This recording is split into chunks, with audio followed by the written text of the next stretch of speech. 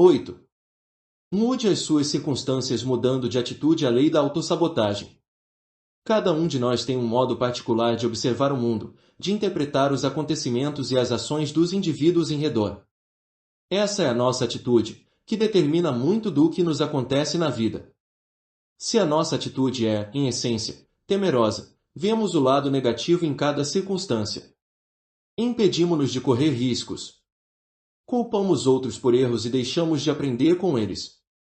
Se nos sentimos hostis e desconfiados, fazemos as pessoas sentirem essas mesmas emoções na nossa presença. Sabotamos a nossa carreira e os nossos relacionamentos ao criar, de modo inconsciente, as circunstâncias que mais tememos. A atitude humana, porém, é maleável. Ao tornar a nossa atitude mais positiva, aberta e tolerante em relação aos demais, conseguiremos incitar uma dinâmica diferente e seremos capazes de aprender a partir da adversidade, criar oportunidades do nada e atrair as pessoas para nós. Devemos explorar os limites da nossa força de vontade e ver quão longe ela nos leva. A liberdade derradeira. Quando criança, Anton Chekhov, de 1860 a 1904, futuro autor renomado, enfrentava todas as manhãs uma sensação de pavor. Será que o pai o espancaria naquele dia? Ou será que o pouparia de algum modo? Sem aviso, e às vezes sem nenhum motivo aparente, o pai, Pavel Yegorovich, o golpeava com força muitas vezes, com uma bengala ou chicote ou com as costas da mão. O que era ainda mais desconcertante era que não lhe batia por malícia ou raiva aparente. Ele dizia a Anton que o fazia por amor. Era a vontade de Deus que as crianças fossem surradas, a fim de lhes incutir a humildade. Era assim que Pavel havia sido criado, e vejam que bom homem havia se tornado. Ao fim de cada surra, o jovem Anton tinha de beijar a mão do pai e lhe pedir perdão. Pelo menos ele não enfrentava sozinho aquele suplício. Os 4 irmãos e a irmã também recebiam o mesmo tratamento. Não eram apenas as surras que ele passou a temer. Às tardes, ele ouvia os passos do pai se aproximando da decrépita casa de madeira e tremia de medo. Na maior parte das vezes, o homem vinha para casa àquela hora para pedir ao menino Anton que o substituísse na sua mercearia, na cidadezinha de Taganrog, na Rússia, onde a família vivia. Pela maior parte do ano, a loja era insuportável de tão fria. Enquanto tomava conta dela, Anton tentava fazer a lição de casa, mas os dedos logo se tornavam dormentes e a tinta para a caneta congelava dentro do pote. Na bagunça do local, que cheirava a carne estragada, ele tinha de ouvir as piadas vulgares dos camponeses ucranianos que trabalhavam por lá, e testemunhar. Item comportamento obsceno dos vários bêbados da cidade, que entravam para comprar doses de vodka. Em meio a tudo isso, precisava se assegurar de que cada copeque fosse contabilizado, ou levaria uma surra a mais do pai. Muitas vezes Anton era deixado lá por horas enquanto Pavel se embebedava em algum outro lugar. A mãe tentava intervir, mas sua alma gentil não era páreo para o marido. O menino era jovem demais para trabalhar, ela dizia. Precisava de tempo para os estudos. Permanecer na loja gelada estava lhe arruinando a saúde. O pai respondia aos berros que Anton era preguiçoso por natureza, e apenas o trabalho árduo o tornaria um cidadão respeitável. Não havia como escapar da presença do pai. Aos domingos, o único dia em que a loja fechava, ele acordava os filhos às 4 ou 5 da manhã para ensaiar as canções do coro da igreja, do qual era regente. Em casa, após a missa, eles repetiam o serviço sozinhos, um ritual após o outro, até voltarem para a missa do meio-dia. Quando esta terminava, estavam todos exaustos demais para brincar. Nos momentos que tinha para si, Anton perambulava pela cidade. Taganrog era um lugar sinistro para se crescer. As fachadas de quase todas as casas estavam apodrecendo e desmoronando, como se já fossem ruínas antigas. As estradas não eram pavimentadas e, quando a neve derretia, se via lama por todos os lados, com fossas gigantes capazes de engolir uma criança até o pescoço. Não havia luzes nas ruas. Prisioneiros eram encarregados de encontrar cães sem dono nas ruas e espancá-los até a morte. O único local silencioso e seguro eram os cemitérios em redor, e Anton os visitava com frequência. Nessas caminhadas, ele divagava sobre si mesmo e o mundo. Seria ele tão imprestável a ponto de merecer as surras quase diárias do pai? Talvez. Entretanto, Pavel era uma contradição ambulante e preguiçoso, bêbado e bem desonesto com os fregueses, apesar do seu zelo religioso. E os cidadãos de Taganrog eram ridículos e hipócritas em igual medida. Anton os observava no cemitério, tentando agir de forma pia nos funerais, mas sussurrando animados entre si a respeito dos bolos deliciosos que comeriam mais tarde na casa da viúva, como se fosse para isso que tivessem comparecido. O único recurso de Anton diante da dor e do tédio que sentia constantemente era rir de tudo aquilo. Ele se tornou o palhaço da família, imitando os habitantes de Taganrog e inventando histórias sobre a vida privada de cada um. Às vezes o seu humor se tornava agressivo. Aplicava trotes cruéis nas outras crianças da vizinhança. Quando a mãe o enviava ao mercado, ele muitas vezes atormentava a ave viva, um pato ou uma galinha que levava para casa num saco. Estava se tornando travesso e bem preguiçoso. Então, em 1875, tudo mudou para a família Tchekov. Os dois irmãos mais velhos de Anton, Alexander e Nikolai, estavam fartos do pai. Decidiram se mudar juntos para Moscou, Alexander para tentar obter um diploma universitário e Nikolai para se tornar um artista. Esse desprezo à sua autoridade enfureceu Pavel, mas este não tinha como detê-los. Na mesma época, ele teve que enfrentar finalmente a péssima gestão da mercearia. As dívidas haviam se acumulado com o passar dos anos, e agora era hora de pagá-las. Ante o prospecto da falência e de uma sentença quase certa na prisão civil, o homem fugiu da cidade às escondidas certa noite, sem contar a esposa, e escapou para Moscou, com a intenção de morar com os filhos. A mãe foi forçada a vender os bens da família para pagar as dívidas. Um pensionista que vivia com ele se ofereceu para ajudá-la no caso contra os credores, mas, para grande surpresa dela, usou as suas conexões com o tribunal para defraudar os Tchekov e lhes tirar a casa. Sem um centavo, ela foi forçada a partir para Moscou com os outros filhos. Apenas Anton permaneceu para acabar os estudos e obter o diploma. Ele ficou encarregado de vender todos os pertences restantes da família e enviar o dinheiro a Moscou o mais rápido possível. O ex-pensionista, agora dono da casa, deu a Anton o canto de um aposento para morar, e assim, aos 16 anos, sem nenhum dinheiro próprio e sem família para olhar por ele, Anton foi subitamente deixado em Taganrog, tendo que cuidar de si mesmo. Anton nunca havia estado sozinho de verdade antes. A família era tudo na sua vida, para o bem ou para o mal.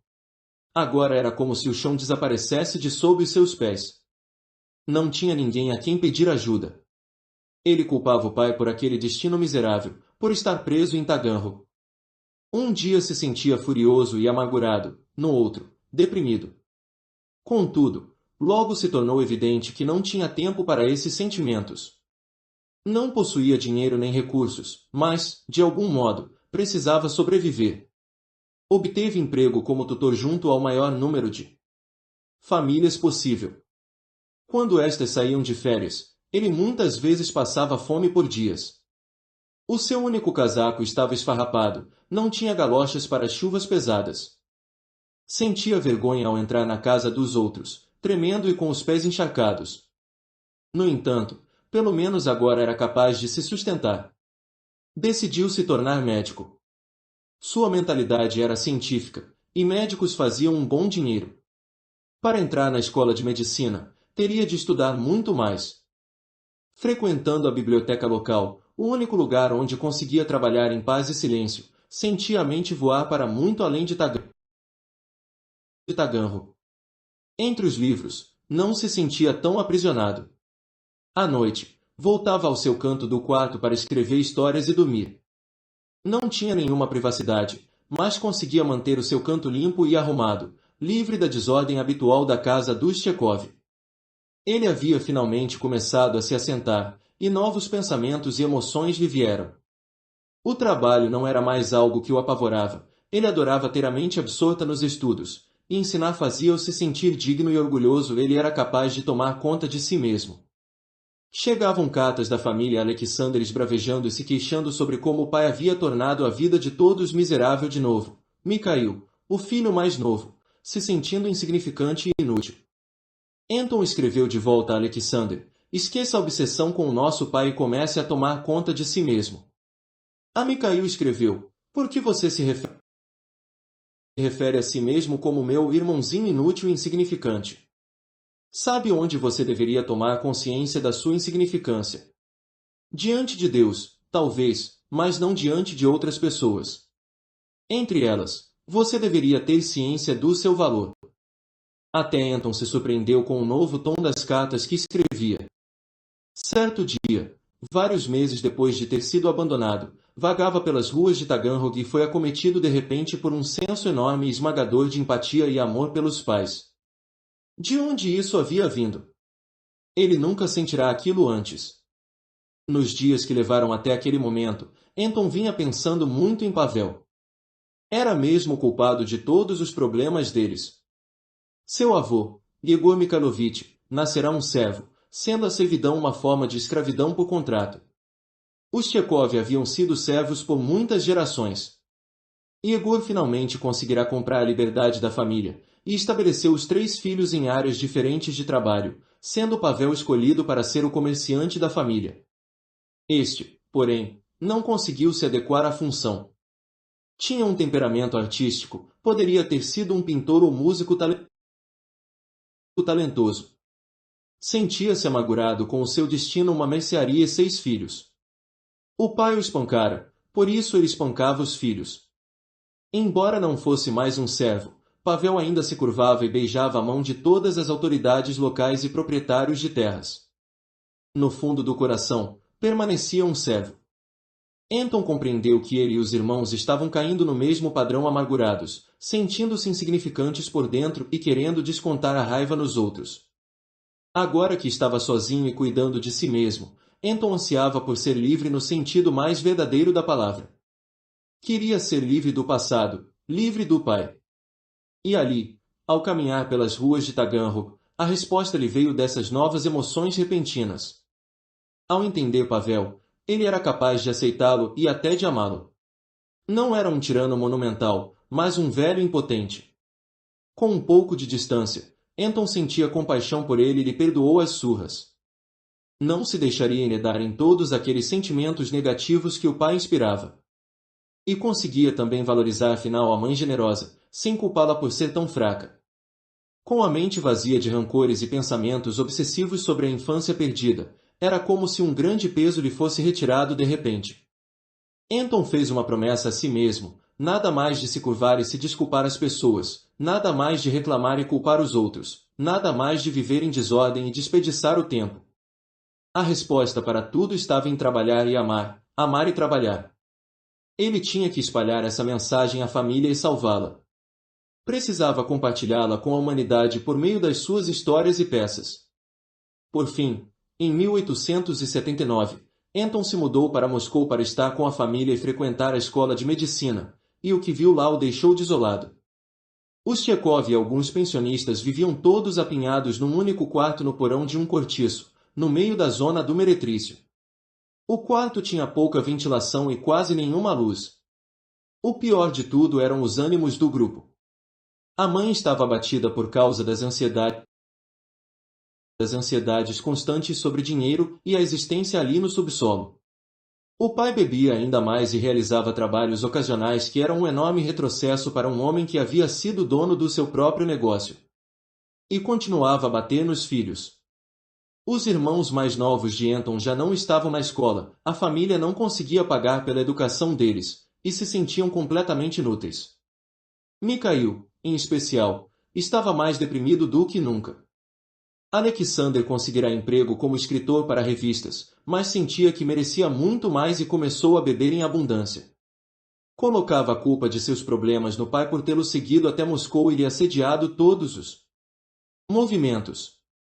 Nikolai, o artista, dormia até tarde, trabalhava de forma esporádica e passava a maior parte do tempo na taberna local. A família inteira estava decaindo num ritmo alarmante, e a vizinhança em que viviam só tornava tudo pior. O pai e Alexander haviam se mudado daquela casa fazia pouco. Anton decidiu que precisava mudar-se para o quarto apertado e se tornar o catalisador da mudança. Ele não pregaria nem criticaria, mas estabeleceria o exemplo apropriado. O que importava era manter a família unida e elevar o seu estado de espírito. A mãe e a irmã sobrecarregadas, Anton anunciou que se responsabilizaria pelo trabalho doméstico. Vendo Anton limpando e passando a ferro, os irmãos concordaram em dividir as tarefas. Ele economizou com a bolsa de estudos para a escola de medicina e conseguiu mais dinheiro do pai de Alexander. Com esse valor, ele colocou Mikhail, Ivan e Maria de volta na escola. Encontrou para o pai um emprego melhor. Com o salário do pai e as próprias economias, foi capaz de levar a família inteira para morar num apartamento bem maior com uma vista. Ele se empenhou para melhorar todos os aspectos da vida deles. Convenceu os irmãos e a irmã a ler livros que ele tinha escolhido, e até tarde da noite eles debatiam e argumentavam as últimas descobertas da ciência e questões filosóficas. Aos poucos, todos formaram laços muito mais profundos entre si, e começaram a se referir a ele como Papa Antosha, o chefe da família. As reclamações e a atitude autopiedosa que Anton encontrara a princípio haviam desaparecido na maior parte. Os dois irmãos mais jovens agora falavam com animação das suas carreiras futuras. O maior projeto de Anton era reformar Alexander, a quem considerava o membro mais talentoso e mais problemático da família. Certa vez, este chegou em casa completamente bêbado, começou a insultar a mãe e a irmã, e ameaçou esmurrar o rosto de Anton. A família havia se resignado com esses ataques de raiva, mas Anton não os toleraria. Disse a Alexander no dia seguinte que, se ele gritasse com qualquer outro membro da família, seria proibido de retornar àquela casa e repudiado como irmão. Alexander deveria tratar a mãe e a irmã com respeito e não culpar o pai por ele mesmo ter se tornado um bêbado mulherengo. Deveria ter alguma dignidade, se vestir bem e tomar conta de si mesmo. Esse era o novo código da família. Alexander se desculpou e o seu comportamento melhorou, mas era uma batalha contínua que exigia toda a paciência e amor de Anton, pois o traço autodestrutivo do Chekhov estava profundamente enraizado. Foi o que levou Nikolai à morte precoce por causa do alcoolismo. Sem atenção constante, Alexander poderia muito bem seguir o mesmo caminho. Aos poucos, Anton ajudou-o a parar de beber e o auxiliou na carreira jornalística. Alexander, por fim, se assentou numa vida tranquila e satisfatória. Em algum ponto em 1884, Anton começou a cuspir sangue, e era aparente que estava sofrendo os sintomas preliminares de tuberculose.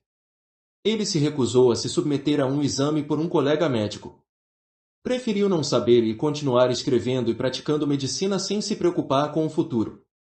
Entretanto, ao se tornar cada vez mais famoso por suas peças e contos, começou a sentir uma nova espécie de desconforto à inveja e às críticas mesquinhas de colegas escritores. Estes formavam vários grupos políticos e se atacavam uns aos outros sem parar, inclusive ao próprio Anton, que se recusava a se aliar a qualquer causa revolucionária. Tudo isso fez-se sentir cada vez mais desencantado com o mundo literário. O ânimo elevado que havia criado com tanto cuidado em Taganrog estava se dissipando. Tornou-se deprimido e considerou a hipótese de parar completamente de escrever. Então, ao fim de 1889, ele pensou numa maneira de se livrar da depressão crescente. Desde a época em que viverá em Taganrog, os membros mais pobres e abjetos da sociedade o fascinavam.